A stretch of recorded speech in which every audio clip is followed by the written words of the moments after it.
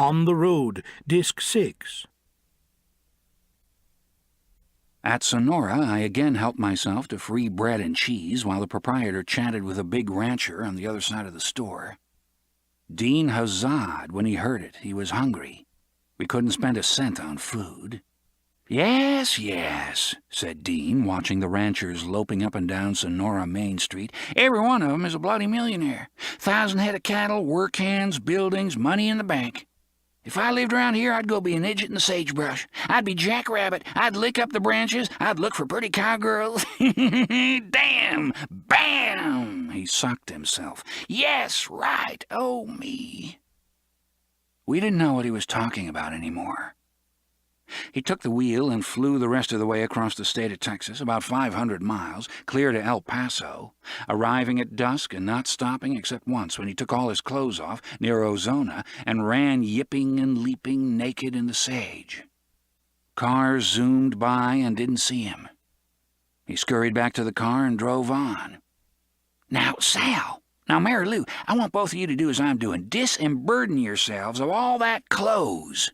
Now, what's the sense of clothes? Now, that's what I'm saying. And sun your pretty bellies with me. Come on." We were driving west into the sun. It fell in through the windshield. "Open your belly as we drive into it." Mary Lou complied. Unfuddy-duddied, so did I. We sat in the front seat, all three. Mary Lou took out cold cream and applied it to us for kicks.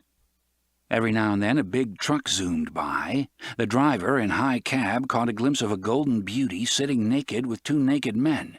You could see them swerve a moment as they vanished in our rear-view window. Great sage plains, snowless now, rolled on. Soon we were in the orange-rocked Pecos Canyon country. Blue distances opened up in the sky. We got out of the car to examine an old Indian ruin. Dean did so stark naked. Mary Lou and I put on our overcoats. We wandered among the old stones, hooting and howling. Certain tourists caught sight of Dean naked in the plains, but they could not believe their eyes and wobbled on. Dean and Mary Lou parked the car near Van Horn and made love while I went to sleep. I woke up just as we were rolling down the tremendous Rio Grande Valley through Clint and Isleta to El Paso. Mary Lou jumped to the back seat, I jumped to the front seat, and we rolled along. To our left, across the vast Rio Grande spaces, were the Moorish red mounts of the Mexican border, the land of the Tarahumara. Soft dusk played on the peaks. Straight ahead lay the distant lights of El Paso and Juarez, sown in a tremendous valley so big that you could see several railroads puffing at the same time in every direction, as though it was the valley of the world. We descended into it. "Clint, Texas," said Dean. He had the radio on to the Clint station. Every 15 minutes they played a record. The rest of the time it was commercials about a high school correspondence course. "This program is beamed all over the West," cried Dean excitedly. "Man, I used to listen to it day and night in reform school and prison. All of us used to write in. You get a high school diploma by mail, facsimile thereof, if you pass the test. All the young wranglers in the West, I don't care who, at one time or another, write in for this. It's all they hear. You tune the radio in Sterling, Colorado, Lusk, Wyoming, I don't care where, you get Clint, Texas. Clint, Texas.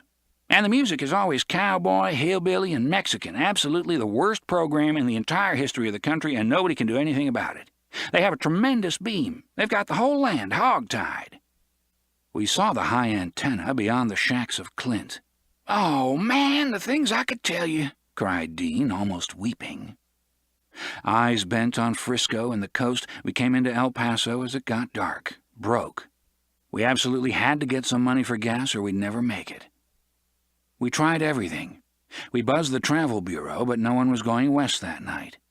The travel bureau is where you go for share-the-gas rides, legal in the West. Shifty characters wait with battered suitcases. We went to the Greyhound bus station to try to persuade somebody to give us the money instead of taking a bus for the coast. We were too bashful to approach anyone. We wandered around, sadly. It was cold outside. A college boy was sweating at the sight of luscious Mary Lou and trying to look unconcerned. Dean and I consulted, but decided we weren't pimps. Suddenly a crazy, dumb young kid fresh out of reform school attached himself to us, and he and Dean rushed out for a beer. Come on, man, let's go mash somebody on the head and get his money. I dig you, man, yelled Dean. They dashed off. For a moment I was worried, but Dean only wanted to dig the streets of El Paso with the kid and get his kicks. Mary Lou and I waited in the car. She put her arms around me. I said, "Damn it, Lou, wait till we get to Frisco." "I don't care. Dean's going to leave me anyway." "When are you going back to Denver?" "I don't know. I don't care what I'm doing. Can I go back east with you?" "We'll have to get some money in Frisco." "I know you can get a job in a lunch cart behind the counter, and I'll be a waitress. I know a hotel where we can stay on credit. We'll stick together." "Gee, I'm sad." "What are you sad about, kid?" "I'm sad about everything. Oh, damn, I wish Dean wasn't so crazy now." Dean came twinkling back, giggling, and jumped in the car. "What a crazy cat that was! Woo! Did I dig him? I used to know thousands of guys like that. They're all the same. Their minds work in uniform clockwork. Oh, the infinite ramifications! No time, no time!" And he shot up the car, hunched over the wheel, and roared out of El Paso. "We'll just have to pick up hitchhikers. I'm positive we'll find some. Up, here we go, look out!" He yelled at a motorist and swung around him and dodged a truck and bounced over the city limits. Across the river were the jewel lights of Juarez and the sad, dry land and the jewel stars of Chihuahua. Mary Lou was watching Dean as she had watched him clear across the country and back, out of the corner of her eye, with a sullen, sad air, as though she wanted to cut off his head and hide it in her closet. An envious and rueful love of him so amazingly himself, all raging and sniffy and crazy-wayed, a smile of tender dotage, but also sinister envy that frightened me about her, a love she knew would never bear fruit, because when she looked at his hang-jawed, bony face with its male self-containment and absent-mindedness, she knew he was too mad. Dean was convinced Mary Lou was a whore. He confided in me that she was a pathological liar. But when she watched him like this, it was love, too. And when Dean noticed, he always turned with his big, false, flirtatious smile, with the eyelashes fluttering and the teeth pearly white, while a moment ago he was only dreaming in his eternity. Then Mary Lou and I both laughed, and Dean gave no sign of discomfiture, just a goofy, glad grin that said to us, "Ain't we getting our kicks anyway?" And that was it. Outside El Paso, in the darkness, we saw a small, huddled figure with thumbs stuck out. It was our promised hitchhiker. We pulled up and back to his side. "How much money you got, kid?" The kid had no money. He was about 17, pale, strange, with one undeveloped, crippled hand and no suitcase. "Ain't he sweet?" said Dean, turning to me with a serious awe. "Come on in, fella, we'll take you out." The kid saw his advantage. He said he had an aunt in Tulare, California, who owned a grocery store, and as soon as we got there, he'd have some money for us. Dean rolled on the floor, laughing. It was so much like the kid in North Carolina. Yes, he yelled. "We've all got aunts. Well, let's go. Let's see the aunts and the uncles and the grocery stores all the way along that road." And we had a new passenger, and a fine little guy he turned out to be, too. He didn't say a word. He listened to us. After a minute of Dean's talk, he was probably convinced he had joined a car of madmen. He said he was hitchhiking from Alabama to Oregon, where his home was. We asked him what he was doing in Alabama. "I went to visit my uncle. He said he'd have a job for me in a lumber mill. The job fell through, so I'm coming back home." "Going home," said Dean. "Going home. Yes, I know. We'll take you home. Far as Frisco, anyhow." But we didn't have any money. Then it occurred to me I could borrow $5 from my old friend Hal Hingham in Tucson, Arizona. Immediately, Dean said it was all settled and we were going to Tucson. And we did. We passed Las Cruces, New Mexico, in the night and arrived in Arizona at dawn. I woke up from a deep sleep to find everybody sleeping like lambs and the car parked God knows where because I couldn't see out the steamy windows. I got out of the car. We were in the mountains. There was a heaven of sunrise, cool purple airs, red mountainsides, emerald pastures and valleys, dew and transmuting clouds of gold. On the ground, gopher holes, cactus, mesquite. It was time for me to drive on. I pushed Dean and the kid over and went down the mountain with the clutch in and the motor off to save gas. In this manner, I rolled into Benson, Arizona. It occurred to me that I had a pocket watch Rocco had just given me for a birthday present, a $4 watch. At the gas station, I asked the man if he knew a pawn shop in Benson. It was right next door to the station. I knocked, someone got up out of bed, and in a minute I had $1 for the watch. It went into the tank. Now we had enough gas for Tucson. But suddenly a big pistol-packing trooper appeared just as I was ready to pull out and asked to see my driver's license. "The fella in the back seat has the license," I said. Dean and Mary Lou were sleeping together under the blanket. The cop told Dean to come out. Suddenly he whipped out his gun and yelled, "Keep your hands up!" "Officer," I heard Dean say in the most unctuous and ridiculous tones. "Officer, I was only buttoning my fly." Even the cop almost smiled. Dean came out muddy, ragged, T-shirted, rubbing his belly, cursing, looking everywhere for his license and his car papers. The cop rummaged through our back trunk. All the papers were straight. "Only checking up," he said with a broad smile. "You can go on now. Benson ain't a bad town, actually. You might enjoy it if you had breakfast here." Yes, said Dean, paying absolutely no attention to him, and drove off. We all sighed with relief. The police are suspicious when gangs of youngsters come by in new cars without a cent in their pockets and have to pawn watches. "Oh, they're always interfering," said Dean. "But he was a much better cop than that rat in Virginia. They try to make headline arrests. They think every car going by is some big Chicago gang. They ain't got nothing else to do." We drove on to Tucson. Tucson is situated in beautiful mesquite riverbed country overlooked by the snowy Catalina Range. The city was one big construction job. The people transient, wild, ambitious, busy, gay. Wash lines, trailers, bustling downtown streets with banners, altogether very Californian. Fort Lowell Road, out where Hingham lived, wound along lovely riverbed trees in the flat desert. We saw Hingham himself brooding in the yard. He was a writer. He had come to Arizona to work on his book in peace. He was a tall, gangly, shy satirist who mumbled to you with his head turned away and always said funny things. His wife and baby were with him in the Dobie house, a small one that his Indian stepfather had built. His mother lived across the yard in her own house. She was an excited American woman who loved pottery, beads, and books. Hingham had heard of Dean through letters from New York. We came down on him like a cloud, every one of us hungry, even Alfred, the crippled hitchhiker. Hingham was wearing an old sweater and smoking a pipe in the keen desert air. His mother came out and invited us into her kitchen to eat. We cooked noodles in a great pot. Then we all drove to a Crossroads liquor store where Hingham cashed a check for $5 and handed me the money. There was a brief goodbye. "It certainly was pleasant," said Hingham, looking away. Beyond some trees, across the sand, a great neon sign of a roadhouse glowed red. Hingham always went there for a beer when he was tired of writing. He was very lonely. He wanted to get back to New York. It was sad to see his tall figure receding in the dark as we drove away, just like the other figures in New York and New Orleans. They stand uncertainly underneath immense skies, and everything about them is drowned. Where go? What do? What for? Sleep. But this foolish gang was bending onward. 9. Outside Tucson, we saw another hitchhiker in the dark road.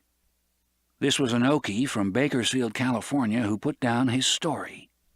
"Hot damn! I left Bakersfield with the Travel Bureau car and left my guitar in the trunk of another one, and they never showed up. Guitar and cowboy duds. You see, I'm a musician. I was headed for Arizona to play with Johnny McCaw's Sagebrush Boys. Well, hell, here I am in Arizona, broke, and my guitar's been stoled. You boys drive me back to Bakersfield, and I'll get the money from my brother. How much you want?" We wanted just enough gas to make Frisco from Bakersfield, about $3. Now we were 5 in the car. "Evening, ma'am," he said, tipping his hat to Mary Lou, and we were off. In the middle of the night, we overtopped the lights of Palm Springs from a mountain road. At dawn, in snowy passes, we labored toward the town of Mojave, which was the entryway to the great Tehachapi Pass. The Okie woke up and told funny stories. Sweet little Alfred sat smiling. Okie told us he knew a man who forgave his wife for shooting him and got her out of prison only to be shot a second time. We were passing the women's prison when he told it. Up ahead we saw Tehachapi Pass starting up. Dean took the wheel and carried us clear to the top of the world. We passed a great shroudy cement factory in the canyon. Then we started down. Dean cut off the gas, threw in the clutch, and negotiated every hairpin turn and passed cars and did everything in the books without the benefit of accelerator. I held on tight. Sometimes the road went up again, briefly. He merely passes cars without a sound, on pure momentum. He knew every rhythm and every kick of a first-class pass. When it was time to U-turn left around a low stone wall that overlooked the bottom of the world, he just leaned far over to his left, hands on the wheel, stiff-armed, and carried it that way. And when the turn snaked to the right again, this time with a cliff on our left, he leaned far to the right, making Mary Lou and me lean with him. In this way we floated and flapped down to the San Joaquin Valley. It lay spread a mile below, virtually the floor of California, green and wondrous from our aerial shelf. We made 30 miles without using gas. Suddenly we were all excited. Dean wanted to tell me everything he knew about Bakersfield as we reached the city limits. He showed me rooming houses where he stayed, railroad hotels, pool halls, diners, sidings where he jumped off the engine for grapes, Chinese restaurants where he ate, park benches where he met girls, and certain places where he'd done nothing but sit and wait around. Dean's California. Wild, sweaty, important, the land of the lonely and exiled and eccentric lovers come to foregather like birds, and the land where everybody somehow looked like broken-down, handsome, decadent movie actors. Man, I spent hours on that very chair in front of that drugstore. He remembered all, every pinochle game, every woman, every sad night.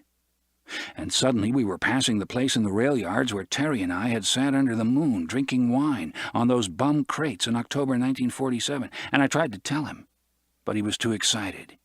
"This is where Dunkel and I spent a whole morning drinking beer trying to make a real gone little waitress from Watsonville. No, Tracy. Yes, Tracy. And her name was Esmeralda. Oh, man, something like that."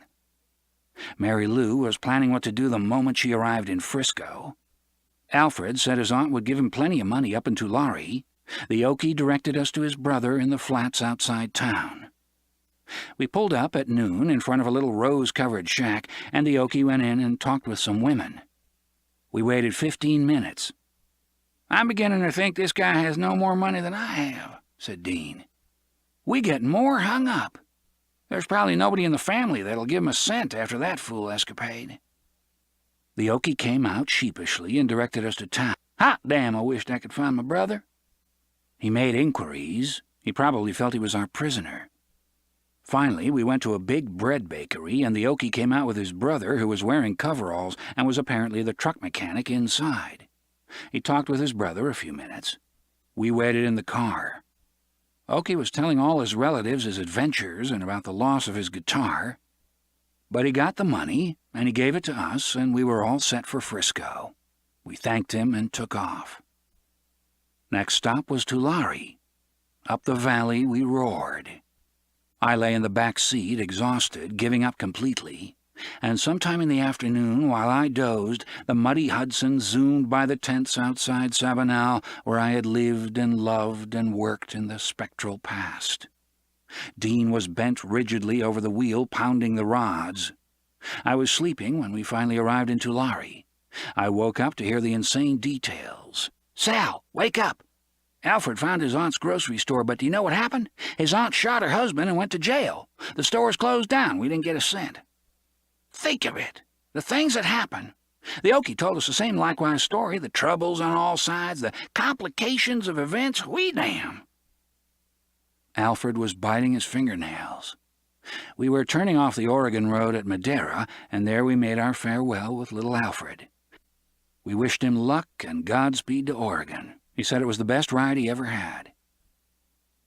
It seemed like a matter of minutes, when we began rolling in the foothills before Oakland, and suddenly reached a height and saw stretched out ahead of us the fabulous white city of San Francisco on her 11 mystic hills, with the blue Pacific and its advancing wall of potato patch fog beyond, and smoke and goldenness in the late afternoon of time. "There she blows!" yelled Dean. "Wow! Made it! Just enough gas. Give me water, no more land. We can't go any further because there ain't no more land. Now, Mary Lou, darling, you and Sal go immediately to a hotel and wait for me to contact you in the morning as soon as I have definite arrangements made with Camille, and call up Frenchman about my railroad watch, and you and Sal buy the first thing hit town a paper for the want ads and work plans." And he drove into the Oakland Bay Bridge, and it carried us in. The downtown office buildings were just sparkling on their lights. It made you think of Sam Spade. When we staggered out of the car on O'Farrell Street and sniffed and stretched, it was like getting on shore after a long voyage at sea. The slopey street reeled under our feet. Secret chop sueys from Frisco Chinatown floated in the air. We took all our things out of the car and piled them on the sidewalk. Suddenly Dean was saying goodbye. He was bursting to see Camille and find out what had happened. Mary Lou and I stood dumbly in the street and watched him drive away. "You see what a bastard he is," said Mary Lou. "Dean will leave you out in the cold any time it's in his interest." "I know," I said, and I looked back east and sighed. We had no money. Dean hadn't mentioned money. Where are we going to stay? We wandered around, carrying our bundles of rags in the narrow, romantic streets. Everybody looked like a broken-down movie extra, a withered starlet. Disenchanted stuntmen, midget auto racers, poignant California characters with their end-of-the-continent sadness, handsome, decadent Casanova-ish men, puffy-eyed motel blondes, hustlers, pimps, whores, masseurs, bellhops, a lemon lot. And how's a man going to make a living with a gang like that? 10. Nevertheless, Mary Lou had been around these people, not far from the Tenderloin, and a gray-faced hotel clerk let us have a room on credit. That was the first step. Then we had to eat, and didn't do so till midnight, when we found a nightclub singer in her hotel room who turned an iron upside down on a coat hanger in the wastebasket and warmed up a can of pork and beans. I looked out the window at the winking neons and said to myself, where is Dean, and why isn't he concerned about our welfare? I lost faith in him that year. I stayed in San Francisco a week and had the beatest time of my life. Mary Lou and I walked around for miles looking for food money. We even visited some drunken seamen in a flophouse on Mission Street that she knew. They offered us whiskey. In the hotel, we lived together 2 days. I realized that now Dean was out of the picture, Mary Lou had no real interest in me. She was trying to reach Dean through me, his buddy. We had arguments in the room. We also spent entire nights in bed, and I told her my dreams. I told her about the big snake of the world that was coiled in the earth like a worm in an apple, and would someday nudge up a hill to be thereafter known as Snake Hill, and fold out upon the plain 100 miles long and devouring as it went along. I told her this snake was Satan. "What's going to happen?" she squealed. Meanwhile, she held me tight. "A saint called Dr. Sachs will destroy it with secret herbs which he is at this very moment cooking up in his underground shack somewhere in America. It may also be disclosed that the snake is just a husk of doves. When the snake dies, great clouds of seminal gray doves will flutter out and bring tidings of peace around the world." I was out of my mind with hunger and bitterness. One night Mary Lou disappeared with a nightclub owner. I was waiting for her by appointment in a doorway across the street at Larkin and Geary, hungry, when she suddenly stepped out of the foyer of the fancy apartment house with her girlfriend, the nightclub owner, and a greasy old man with a roll. Originally, she'd just gone in to see her girlfriend. I saw what a whore she was. She was afraid to give me the sign, though she saw me in that doorway. She walked on little feet and got in the Cadillac, and off they went. Now I had nobody. Nothing. I walked around picking butts from the street. I passed a fish and chips joint on Market Street, and suddenly the woman in there gave me a terrified look as I passed. She was the proprietress. She apparently thought I was coming in there with a gun to hold up the joint. I walked on a few feet. It suddenly occurred to me this was my mother of about 200 years ago in England, and that I was her footpad son returning from jail to haunt her honest labors in the hashery. I stopped, frozen with ecstasy on the sidewalk. I looked down Market Street. I didn't know whether it was that or Canal Street in New Orleans. It led to water, ambiguous, universal water, just as 42nd Street, New York, leads to water, and you never know where you are. I thought of Ed Dunkel's ghost on Times Square. I was delirious. I wanted to go back and leer at my strange Dickensian mother in the hash joint. I tingled all over from head to foot. It seemed I had a whole host of memories leading back to 1750 in England, and that I was in San Francisco now, only in another life and in another body. "No," that woman seemed to say with that terrified glance. "Don't come back and plague your honest, hard-working mother. You are no longer like a son to me, and like your father, my first husband. Here, this kindly Greek took pity on me." The proprietor was a Greek with hairy arms. "You are no good, inclined to drunkenness and routs and final disgraceful robbery of the fruits of my humble labours in the hashery. Oh, son, did you not ever go on your knees and pray for deliverance for all your sins and scoundrel's acts?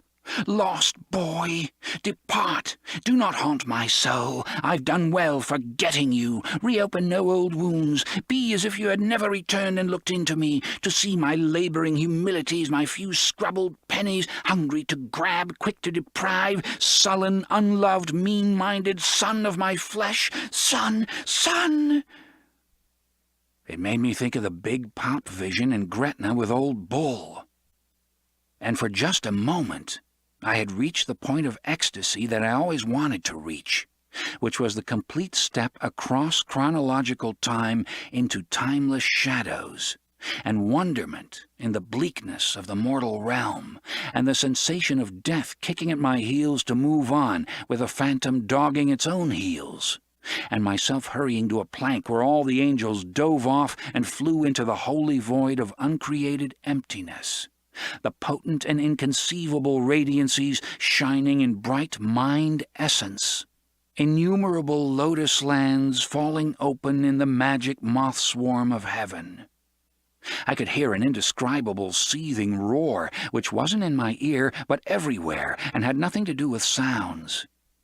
I realized that I had died and been reborn numberless times, but just didn't remember, especially because the transitions from life to death and back to life are so ghostly easy.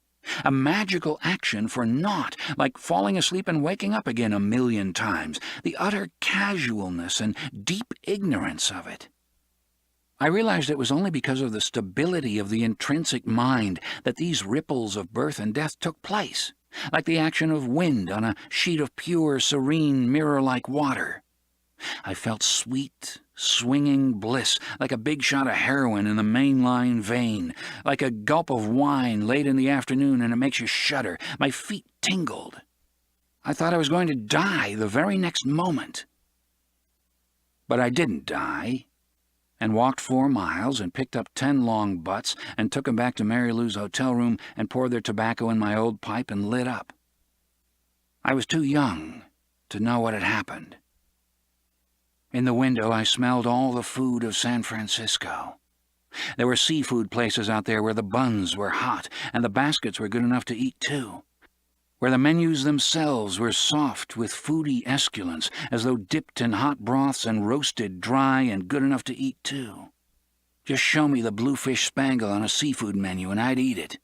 Let me smell the drawn butter and lobster claws. There were places where they specialized in thick red roast beef au jus or roast chicken basted in wine. There were places where hamburgs sizzled on grills and the coffee was only a nickel. And oh, that pan-fried chow mein-flavored air that blew into my room from Chinatown, vying with the spaghetti sauces of North Beach, the soft-shell crab of Fisherman's Wharf, nay, the ribs of Fillmore turning on spits. Throw in the Market Street chili beans, red hot, and French fried potatoes of the Embarcadero Wino night, and steamed clams from Sausalito across the bay, and that's my dream of San Francisco. Add fog, hunger-making raw fog, and the throb of neons in the soft night, the clack of high-heeled beauties, white doves in a Chinese grocery window.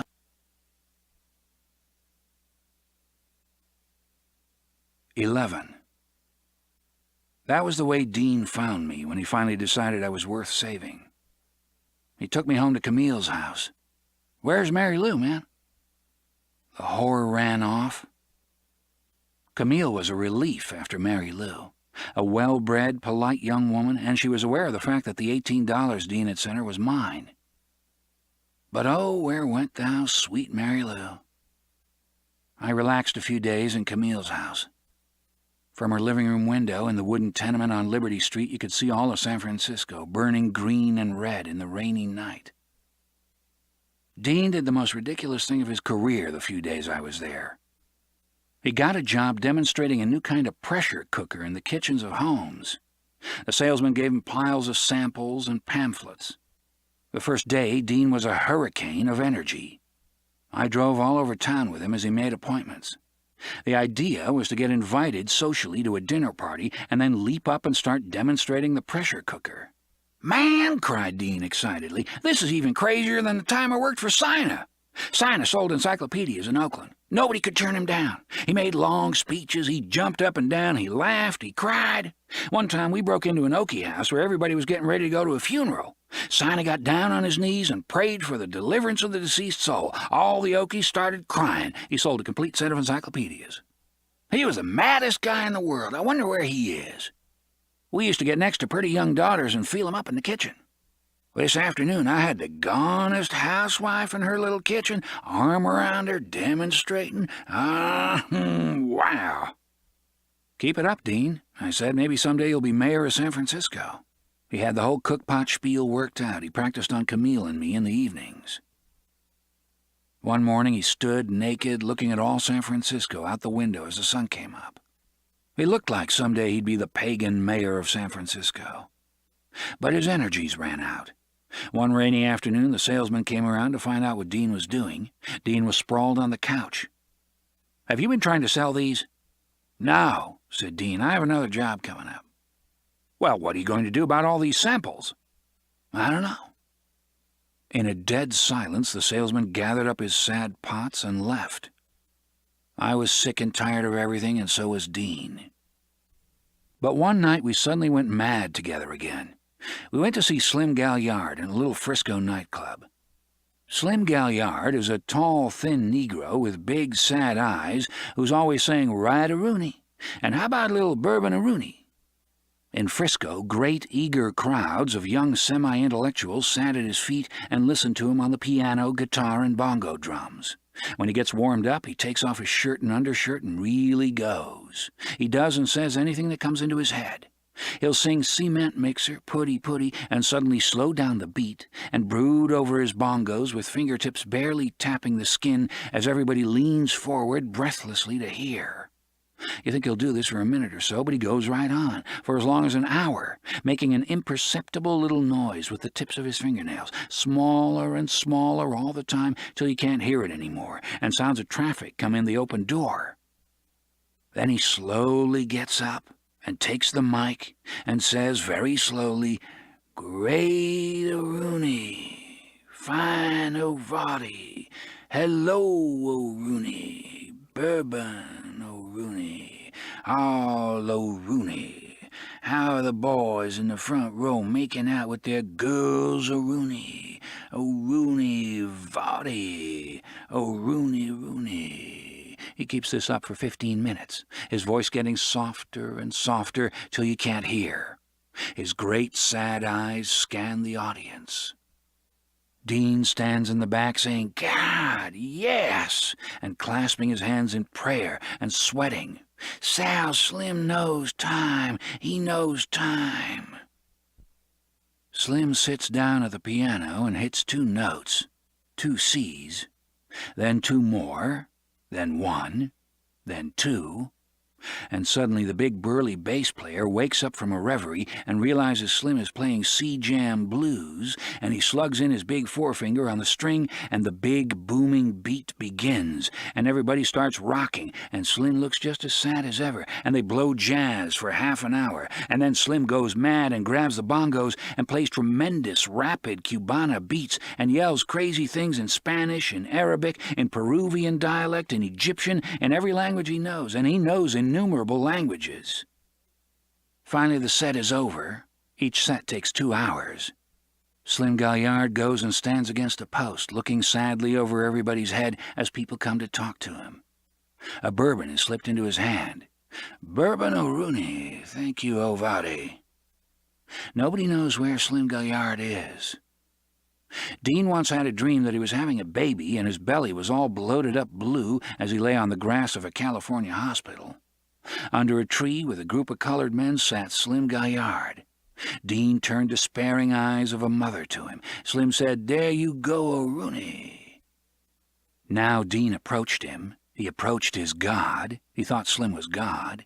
He shuffled and bowed in front of him and asked him to join us. "Right, O'Rooney," says Slim. He'll join anybody, but he won't guarantee to be there with you in spirit. Dean got a table, bought drinks, and sat stiffly in front of Slim. Slim dreamed over his head. Every time Slim said, "O'Rooney," Dean said, "Yes." I sat there with these 2 madmen. Nothing happened. To Slim Gaillard, the whole world was just one big O'Rooney. That same night, I dug Lampshade on Fillmore and Geary. Lampshade is a big colored guy who comes into musical Frisco saloons with coat, hat, and scarf and jumps on the bandstand and starts singing. The veins pop in his forehead, he heaves back and blows a big foghorn blues out of every muscle in his soul. He yells at people while he's singing. "Don't die to go to heaven. Start in on Dr. Pepper and end up on whiskey." His voice booms over everything. He grimaces, he writhes, he does everything. He came over to our table and leaned over to us and said, "Yes!" And then he staggered out to the street to hit another saloon. Then there's Connie Jordan, a madman who sings and flips his arms and ends up splashing sweat on everybody and kicking over the mic and screaming like a woman. And you see him late at night, exhausted, listening to wild jazz sessions at Jamson's Nook with big round eyes and limp shoulders, a big gooky stare into space, and a drink in front of him. I never saw such crazy musicians. Everybody in Frisco blew. It was the end of the continent. They didn't give a damn. Dean and I goofed around San Francisco in this manner until I got my next GI check and got ready to go back home. What I accomplished by coming to Frisco, I don't know. Camille wanted me to leave. Dean didn't care one way or the other. I bought a loaf of bread and meats and made myself 10 sandwiches to cross the country with again. They were all going to go rotten on me by the time I got to Dakota. The last night, Dean went mad and found Mary Lou somewhere downtown, and we got in the car and drove all over Richmond across the bay, hitting Negro jazz shacks and the oil flats. Mary Lou went to sit down, and a colored guy pulled the chair out from under her. The gals approached her in the John with propositions. I was approached, too. Dean was sweating around. It was the end. I wanted to get out. At dawn, I got my New York bus and said goodbye to Dean and Mary Lou. They wanted some of my sandwiches. I told them no. It was a sullen moment. We were all thinking we'd never see one another again, and we didn't care.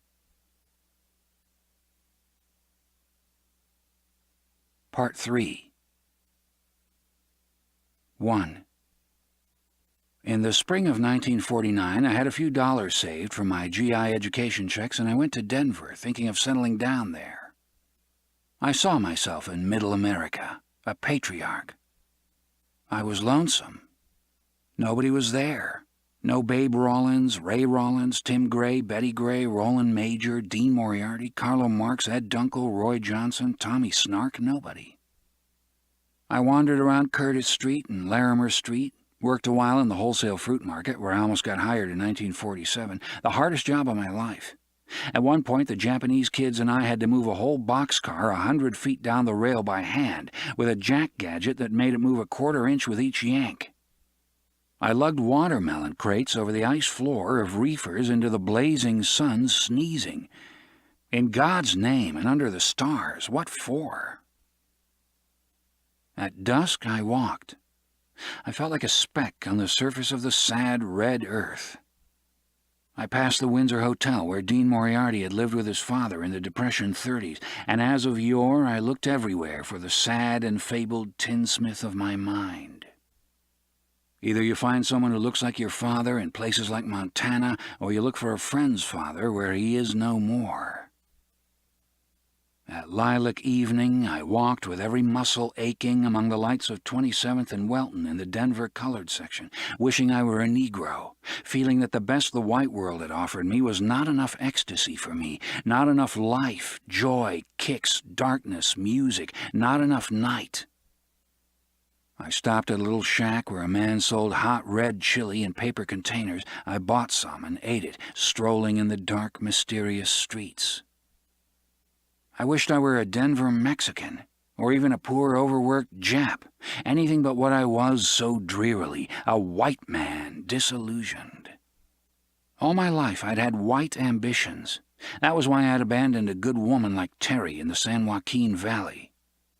I passed the dark porches of Mexican and Negro homes. Soft voices were there, occasionally the dusky knee of some mysterious sensual gal, and dark faces of the men behind rose arbors. Little children sat like sages in ancient rocking chairs. A gang of colored women came by, and one of the young ones detached herself from mother-like elders and came to me fast. "Hello, Joe," and suddenly saw it wasn't Joe and ran back, blushing. I wished I were Joe. I was only myself, Sal Paradise, sad, strolling in this violet dark, this unbearably sweet night, wishing I could exchange worlds with the happy, true-hearted, ecstatic Negroes of America. The raggedy neighborhoods reminded me of Dean and Mary Lou, who knew these streets so well from childhood. How I wished I could find them. Down at 23rd and Welton, a softball game was going on under floodlights which also illuminated the gas tank. A great, eager crowd roared at every play. The strange young heroes of all kinds, white, colored, Mexican, pure Indian, were on the field, performing with heartbreaking seriousness. Just sandlot kids in uniform. Never in my life as an athlete had I ever permitted myself to perform like this in front of families and girlfriends and kids of the neighborhood, at night, under lights. Always it had been college, big time, sober-faced, no boyish human joy like this. Now it was too late. Near me sat an old Negro who apparently watched the games every night. Next to him was an old white bum, then a Mexican family, then some girls, some boys, all humanity, the lot. Oh, the sadness of the lights that night. The young pitcher looked just like Dean. A pretty blonde in the seats looked just like Mary Lou. It was the Denver night. All I did was die. Down in Denver, down in Denver. All I did was die. Across the street, Negro families sat on their front steps, talking and looking up at the starry night through the trees, and just relaxing in the softness, and sometimes watching the game. Many cars passed in the street, meanwhile, and stopped at the corner when the light turned red. There was excitement, and the air was filled with the vibration of really joyous life that knows nothing of disappointment and white sorrows and all that. The old Negro man had a can of beer in his coat pocket, which he proceeded to open, and the old white man enviously eyed the can and groped in his pocket to see if he could buy a can, too. How I died. I walked away from there. I went to see a rich girl I knew. In the morning, she pulled $100 bill out of her silk stocking and said, "You've been talking of a trip to Frisco. That being the case, take this and go and have your fun." So all my problems were solved, and I got a travel bureau car for $11 gas fare to Frisco and zoomed over the land. 2 fellows were driving this car. They said they were pimps. 2 other fellows were passengers with me. We sat tight and bent our minds to the goal. We went over Berthoud Pass, down to the Great Plateau, Tabernash, Troublesome, Kremling, down Rabbit Ears Pass to Steamboat Springs and out. 50 miles of dusty detour, then Craig and the Great American Desert. As we crossed the Colorado-Utah border, I saw God in the sky in the form of huge gold sun-burning clouds above the desert that seemed to point a finger at me and say, "Pass here and go on, you're on the road to heaven." Well, alack-a-day, I was more interested in some old rotted covered wagons and pool tables sitting in the Nevada desert near a Coca-Cola stand, and where there were huts with the weather-beaten signs still flapping in the haunted, shrouded desert wind saying Rattlesnake Bill lived here, or Broken Mouth Annie holed up here for years. Yes. Zoom. In Salt Lake City, the pimps checked on their girls, and we drove on. Before I knew it, once again I was seeing the fabled city of San Francisco stretched on the bay in the middle of the night. I ran immediately to Dean. He had a little house now. I was burning to know what was on his mind and what would happen now, for there was nothing behind me anymore. All my bridges were gone, and I didn't give a damn about anything at all. I knocked on his door at 2 o'clock in the morning. 2. He came to the door stark naked, and it might have been the president knocking for all he cared. He received the world in the raw. "Sal," he said with genuine awe, "I didn't think you'd actually do it. You finally come to me." "Yep," I said. Everything fell apart in me. "How are things with you?" Not so good. But we got a million things to talk about. Sal, the time has finally come for us to talk and get with it." We agreed it was about time and went in. My arrival was somewhat like the coming of the strange, most evil angel in the home of the snow-white fleece, as Dean and I began talking excitedly in the kitchen downstairs, which brought forth sobs from upstairs. Everything I said to Dean was answered with a wild, whispering, shuddering "Yes!" Camille knew what was going to happen. Apparently Dean had been quiet for a few months. Now the angel had arrived and he was going mad again. "What's the matter with her?" I whispered. He said, "She's getting worse and worse, man. She cries and makes tantrums, won't let me out to see Slim Galliard, gets mad every time I'm late. Then when I stay home she won't talk to me and says I'm an utter beast." He ran upstairs to soothe her. I heard Camille yell, "You're a liar! You're a liar! You're a liar!" I took the opportunity to examine the very wonderful house they had. It was a 2-story, crooked, rickety wooden cottage in the middle of tenements, right on top of Russian Hill with a view of the bay. It had 4 rooms, 3 upstairs and one immense sort of basement kitchen downstairs. The kitchen door opened onto a grassy court where wash lines were. In back of the kitchen was a storage room where Dean's old shoes still were caked an inch thick with Texas mud from the night the Hudson got stuck on the river. Of course, the Hudson was gone. Dean hadn't been able to make further payments on it. He had no car at all now. Their second baby was accidentally coming. It was horrible to hear Camille sobbing so. We couldn't stand it and went out to buy beer and brought it back to the kitchen. Camille finally went to sleep or spent the night staring blankly at the dark. I had no idea what was really wrong, except perhaps Dean had driven her mad after all.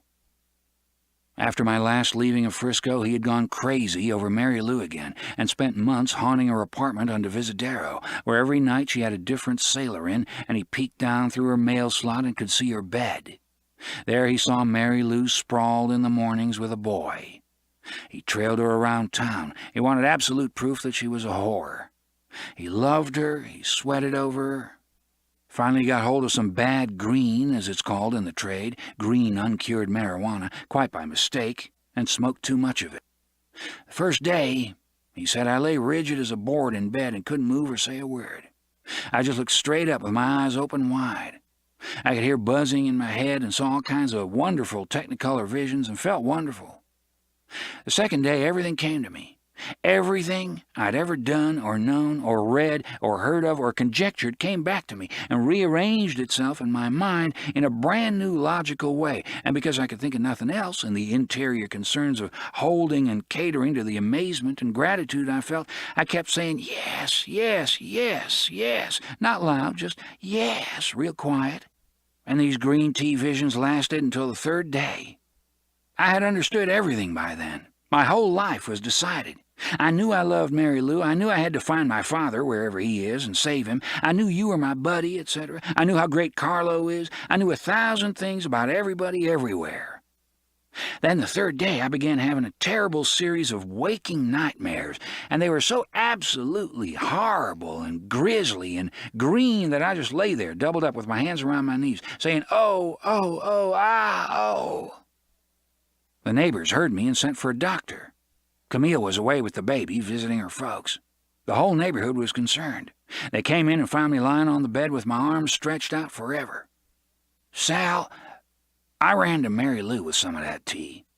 And do you know that the same thing happened to that dumb little box? The same visions, the same logic, the same final decision about everything, the view of all truths in one painful lump leading to nightmares and pain. Ah! Then I knew I loved her so much I wanted to kill her. I ran home and beat my head on the wall. I ran to Ed Dunkel. He's back in Frisco with Galatea. I asked him about a guy we know has a gun. I went to the guy. I got the gun. I ran to Mary Lou. I looked down the mail slot. She was sleeping with a guy. Had to retreat and hesitate. Came back in an hour. I barged in. She was alone, and I gave her the gun and told her to kill me. She held the gun in her hand the longest time. I asked her for a sweet dead pact. She didn't want. I said one of us had to die. She said no. I beat my head on the wall. Man, I was out of my mind. She'll tell you, she talked me out of it. Then what happened? That was months ago, after you left. She finally married a used car dealer. Dumb bastard has promised to kill if he finds me. If necessary, I shall have to defend myself and kill him, and I'll go to San Quentin. 'Cause Sal, one more rap of any kind, and I go to San Quentin for life. That's the end of me, bad hand and all. He showed me his hand. I hadn't noticed in the excitement that he had suffered a terrible accident to his hand. I hit Mary Lou on the brow on February 26th at 6 o'clock in the evening. In fact, 6:10, because I remember I had to make my hot-shot freight in an hour and 20 minutes, the last time we met and the last time we decided everything. And now listen to this. My thumb only deflected off her brow, and she didn't even have a bruise, and in fact laughed. But my thumb broke above the wrist, and a horrible doctor made a setting of the bones that was difficult and took 3 separate castings, 23 combined hours of sitting on hard benches, waiting, etc., and the final cast had a traction pin stuck through the tip of my thumb. So in April, when they took off the cast, the pin infected my bone, and I developed osteomyelitis, which has become chronic. And after an operation which failed and a month in a cast, the result was the amputation of a wee bare piece off the tip-ass end. He unwrapped the bandages and showed me. The flesh, about half an inch, was missing under the nail. It got from worse to worse. I had to support Camille and Amy, and had to work as fast as I could at Firestone as mold man, curing recap tires and later hauling big 150-pound tires from the floor to the top of the cars. Could only use my good hand and kept banging the bad. Broke it again, had it reset again, and it's getting all infected and swolled again. So now I take care of baby while Camille works. You see? Heebie-jeebies. I'm classification 3A. Jazz-hounded Moriarty has a sore butt. His wife gives him daily injections of penicillin for his thumb, which produces hives, for he's allergic. He must take 60,000 units of Fleming's juice within a month. He must take 1 tablet every 4 hours for this month to combat allergy produced from his juice. He must take codeine aspirin to relieve the pain in his thumb. He must have surgery on his leg for an inflamed cyst. He must rise next Monday at 6 a.m. to get his teeth cleaned. He must see a foot doctor twice a week for treatment. He must take cough syrup each night. He must blow and snort constantly to clear his nose, which has collapsed just under the bridge where an operation some years ago weakened it. He lost his thumb on his throwing arm, greatest 70-yard passer in the history of New Mexico State Reformatory. And yet, I've never felt better and finer and happier with the world and to see little lovely children playing in the sun, and I am so glad to see you, my fine, gone, wonderful Sal, and I know everything will be all right. You'll see her tomorrow. My terrific, darling, beautiful daughter can now stand alone for 30 seconds at a time. She weighs 22 pounds, is 29 inches long. I've just figured out she is 31.25% English, 27.5% Irish, 25% German, 8.75% Dutch, 7.5% Scotch, 100% wonderful." He fondly congratulated me for the book I had finished, which was now accepted by the publishers. "We know life, Sal. We're growing older, each of us, little by little, and are coming to know things. What you tell me about your life, I understand well. I've always dug your feelings, and now, in fact, you're ready to hook up with a real great girl if you can only find her and cultivate her and make her mind your soul as I have tried so hard with these damned women of mine. Shit, shit, shit," he yelled. And in the morning, Camille threw both of us out, baggage and all. It began when we called Roy Johnson, old Denver Roy, and had him come over for beer while Dean minded the baby and did the dishes and the wash in the backyard, but did a sloppy job of it in his excitement. Johnson agreed to drive us to Mill City to look for Remy Boncoeur. Camille came in from work at the doctor's office and gave us all the sad look of a harassed woman's life.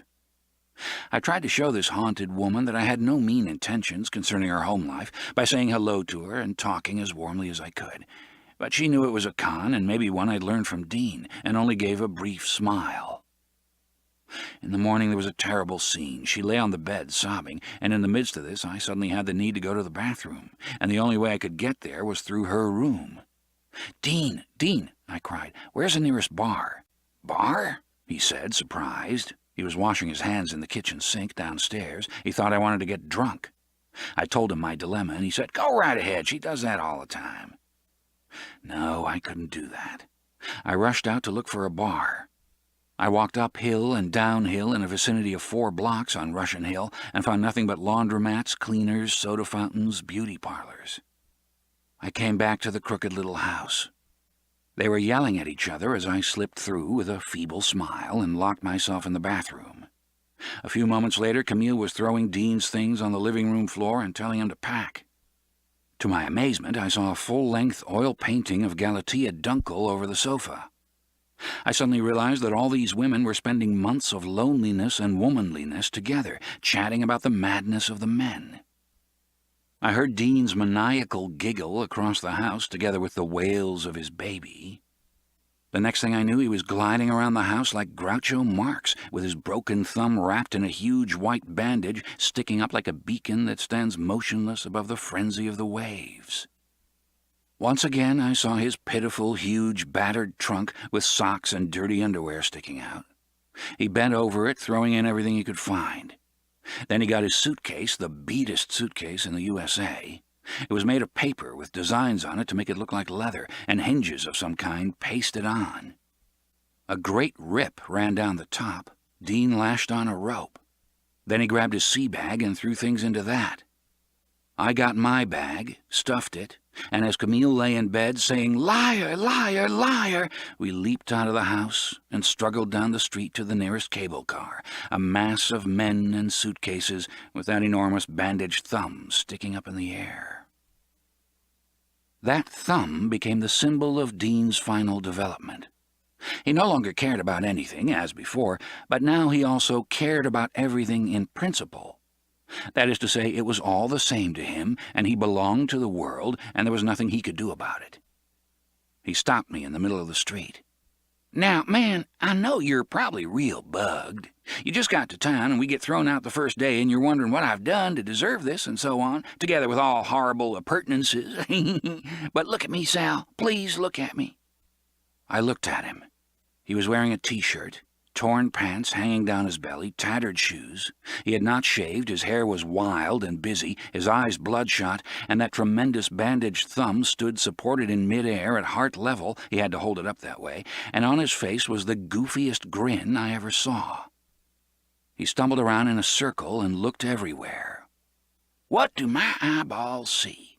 Ah, the blue sky. Longfellow." He swayed and blinked. He rubbed his eyes. "Together with windows. Have you ever dug windows? Now let's talk about windows. I have seen some really crazy windows that made faces at me, and some of them had shades drawn, and so they winked." Out of his sea bag, he fished a copy of Eugene Sue's Mysteries of Paris, and adjusting the front of his T-shirt, began reading on the street corner with a pedantic air. "Now really, Sal, let's dig everything as we go along." He forgot about that in an instant and looked around blankly. I was glad I had come. He needed me now. "Why did Camille throw you out? What are you going to do?" "Eh?" he said. "Eh? Eh?" We racked our brains for where to go and what to do. I realized it was up to me. Poor, poor Dean. The devil himself had never fallen farther. In idiocy, with infected thumb, surrounded by the battered suitcases of his motherless, feverish life across America and back numberless times, an undone bird. "Let's walk to New York," he said. "And as we do so, let's take stock of everything along the way. Yes." I took out my money and counted it. I showed it to him. "I have here," I said, "the sum of $83 and change, and if you come with me, let's go to New York. And after that, let's go to Italy." "Italy," he said. His eyes lit up. "Italy, yes. How shall we get there, dear Sal?" I pondered this. "I'll make some money. I'll get $1,000 from the publishers. We'll go dig all the crazy women in Rome, Paris, all those places. We'll sit at sidewalk cafes. We'll live in whorehouses.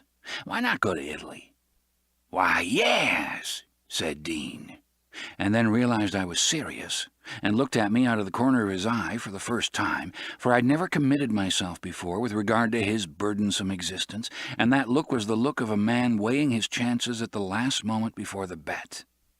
There were triumph and insolence in his eyes, a devilish look, and he never took his eyes off mine for a long time. I looked back at him and blushed. I said, "What's the matter?" I felt wretched when I asked it. He made no answer, but continued looking at me with the same wary, insolent side-eye. I tried to remember everything he'd done in his life, and if there wasn't something back there to make him suspicious of something now. Resolutely and firmly I repeated what I said. "Come to New York with me. I've got the money." I looked at him. My eyes were watering with embarrassment and tears. Still he stared at me. Now his eyes were blank and looking through me. It was probably the pivotal point of our friendship when he realized I had actually spent some hours thinking about him and his troubles, and he was trying to place that in his tremendously involved and tormented mental categories. Something clicked in both of us.